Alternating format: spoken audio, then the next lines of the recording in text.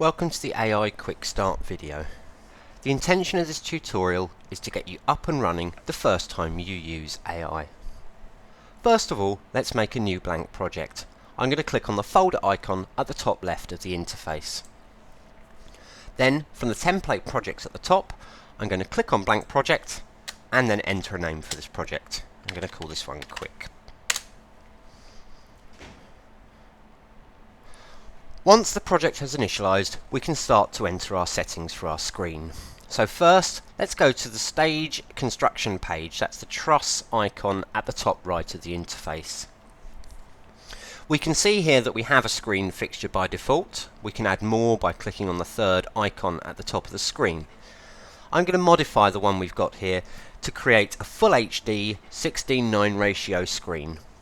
As we can see at the moment, we have a square. Now the ratio of a square is a 1:1, which is why we see scale width of 1 and a scale height of 1. But we want a 16:9 screen, so I'm going to change scale width to 1.6 and then scale height to 0.9. Then in the Canvas Res X and Y boxes, I'm going to enter the resolution of the screen. For my X, my left and right, I'm going to use 1920, and for my Y, my up and down, I'm going to use 1080. Okay, now that we've set up the surface, let's head over to our performance page. That's the one with the piano icon. Import some media and then get the media playing on the layers. So first of all, let's make a new bank. So I press the plus icon at the bottom of the bank list and then I give it some name. I'm going to call this bank 001. There we go.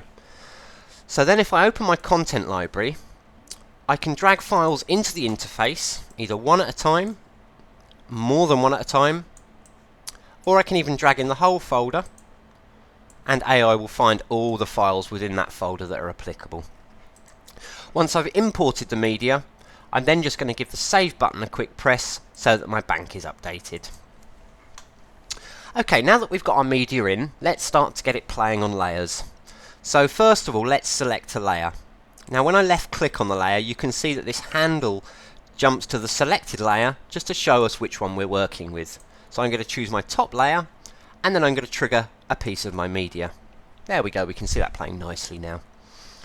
Now if I put something onto the second layer, like so, we can see in our previews here that it's playing on the layer, but actually we can only still see the top video.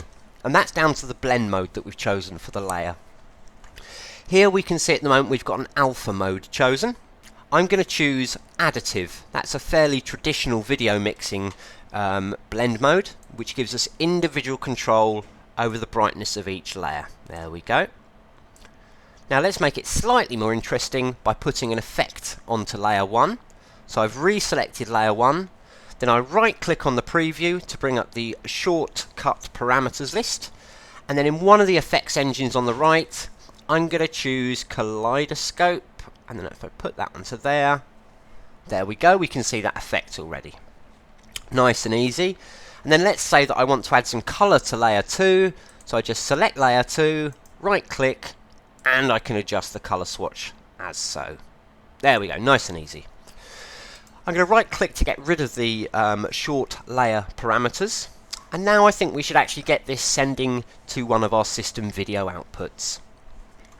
So I'm going to head on down to the coaxial connector on the bottom left, and we come to the output page. So what we're seeing here on the left is the thing that we're going to sample, and on the right it equates to our system video outputs, and we can see they're numbered across the top. So first of all, I'm going to send this video to output 2. So what I need to do is select output number 2, and don't worry, you'll see all of these 8 outputs even if you're working on a laptop. It allows you to prepare your show and park all your media on the relevant outputs without necessarily having access to the full-on server, and so you can then transfer your project from your laptop to your server and it's going to be already set up. Okay, so with output 2 selected, I'm going to choose the region tool, which is the second one down on the left. Give that a click. And then on the left, I'm going to click my left button and hold it in, drag with my mouse. Then I'm going to do the same on the right to draw that region. We can see it growing there. Now all I want to do now is just make sure that my sampled region is the whole of the screen and that my output takes up the whole of the screen. The quickest way is to select the selection tool from the top of the tools menu and double left click within the region. And we can see this is now reflected in the number box just below that region.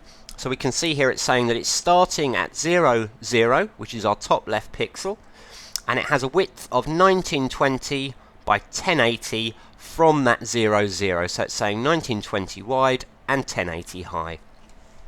So if we look at the right where I haven't adjusted the region, we can see the number box reflecting this at the moment.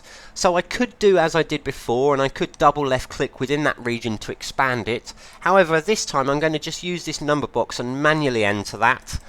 So I'm going to put 0 and 0 as my starting coordinate, and then from that width I want 1920 by 1080. There we go, nice and simple. So you should now have full screen video running on the second output of your system.